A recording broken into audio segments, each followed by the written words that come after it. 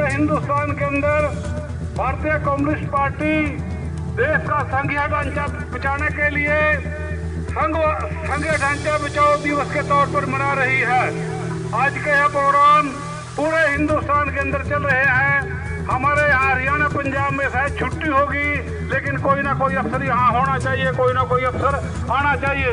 हम यहाँ लगभग आधा घंटा से खड़े हैं और 5-7 मिनट और इंतजार करेंगे।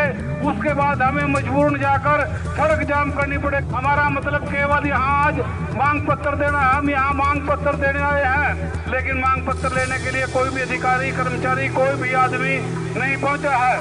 साथियों, लंबी लड़ाई के बाद देश आजाद हुआ था और आजादी के संघर्षों से देश का संविधान बनाया गया था, जिसमें 2 साल के करीब समय लगा था।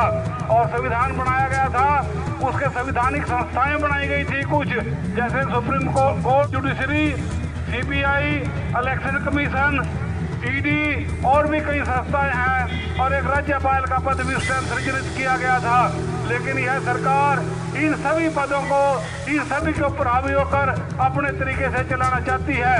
राज्यपाल पहले जो बनाया गया था, उसका काम था कि जो विधानसभा कानून पास करती थी उसके ऊपर एक साइन पत्र करने होते थे या शपथ दिलवानी होती थी। और अब इन्होंने राज्यपाल का दफ्तर न होकर RSS का दफ्तर बना दिया है। और राज्यपाल का काम क्या रह गया है कि जहां बीजेपी की सरकार नहीं, दूसरी पार्टियों की सरकार है, वहां पर उन सरकारों को अस्थिर करना, उन सरकारों के काम को रोकना, उनको काम न करने देना, ये पोस्ट बन गई है राज्यपाल की।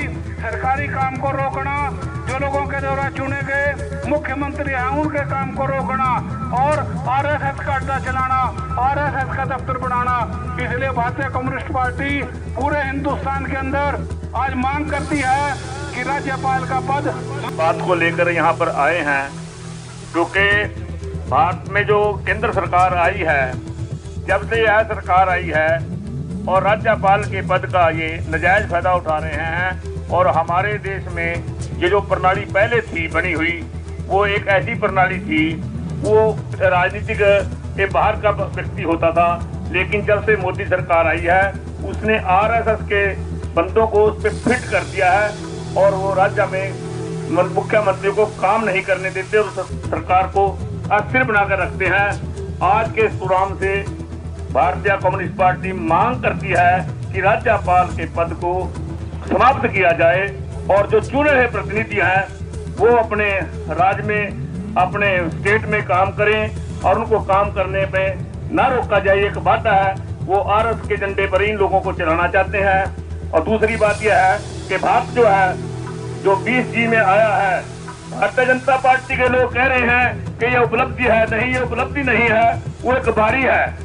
वो बारी के हिसाब से आए हैं, वो एक अपना इसमें क्रेडिट ना ले। ये तो बार बार वहां पर ये प्रावधान लगातार बदल रहा है।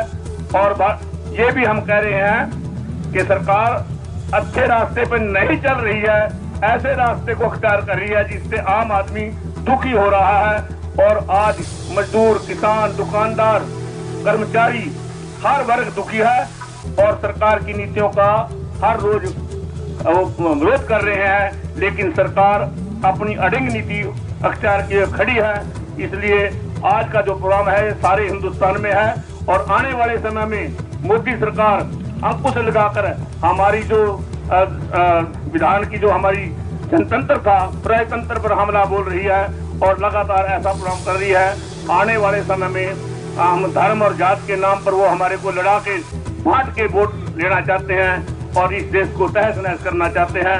भारतीय कम्युनिस्ट पार्टी लगातार इसका प्रयास करेगी और ये लड़ाइयाँ लड़ेगी और जन जन में जाएगी, लोगों में यह बात रखेगी।